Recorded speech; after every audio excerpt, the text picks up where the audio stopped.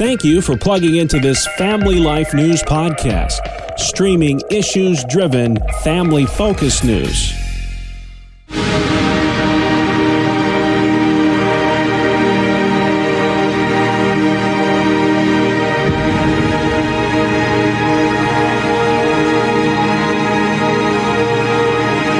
Welcome to another edition of Hometown Heroes on Family Life. I'm your host, Bill Price. Our guest this week, Dawn Samuelson from Gerry, New York. She uses horses to help those suffering from PTSD reacclimate to society. We use horses to help people that suffer from PTSD, anxiety, depression, and suicidal thoughts, help them work through their issues through the use of horses. So we do equine-assisted therapy. So why are horses great resources, I guess, for helping people recover from any traumatic experience? Well, that's a very good question. Horses are actually prey animals, and we as humans are predators. So when you're working in the ring with this animal, we have to learn how to speak their body language. They communicate 95% non-verbally. So when they're working with the horses, we have to step back and actually look at how we are communicating, and the horses become a mirror effect of our own behavior. So as they work through that, the nonverbal communications become very clear, and we help people to recognize what we call is on their own emotional code. You were sharing a little bit there about some of the people you help, and a lot of folks who are suffering from PTSD. Are there a lot of people like that in this area? Actually, there are. We actually, specifically for our non-for-profit, we have a 501c3 non-for-profit, and that part of our organization actually focuses primarily with veterans, first responders, which is law enforcement, fire, and EMS workers, as well as their families. So that's an area that has a high rate of PTSD. So what are some of the things that these people do with the horses that help them sort of reacclimate to society? Well, they actually, many of these people are non-horse people, and this is a non-riding program. This is all done on the ground, and we do that intentionally because we want the horse to have a very free voice in the conversation.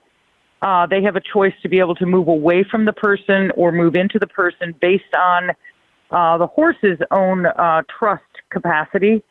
So they actually will work on foot with the horse and form a mutual bond, which is very dynamic because horses, again, are fight or flight type animals, and they earn the trust through the working with the horse through the strategies that we teach them. We're speaking with Dawn Samuelson from Gerry, New York, with the NAY Equine Therapy. Now, this is a national program that you work with, Dawn? It is, and actually we're just getting ready to launch our national certification in September, where anybody that deals with mental health or in the field of equine therapy can come through our program and utilize our model, the 3-day certification program, and that will be launched in September. Okay. So I know the COVID-19 pandemic has caused a lot of stress for a lot of families, whether it's through the having to do schooling online or people losing their jobs.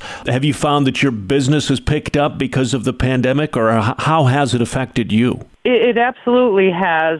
There is a high rate of stress and anxiety through this pandemic.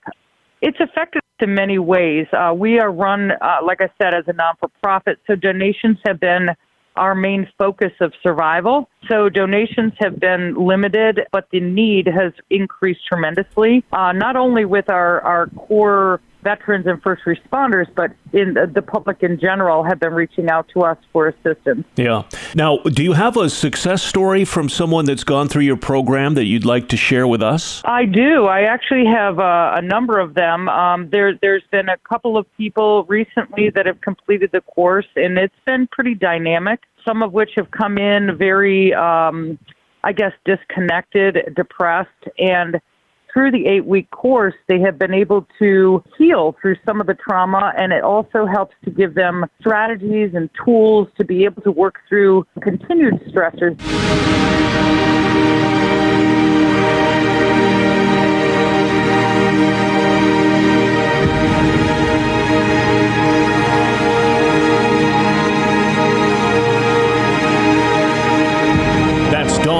Samuelson from Gerry, New York, this week's Hometown Hero. Join us next week as we search for your home, your town, your hero. It's Hometown Heroes on Family Life.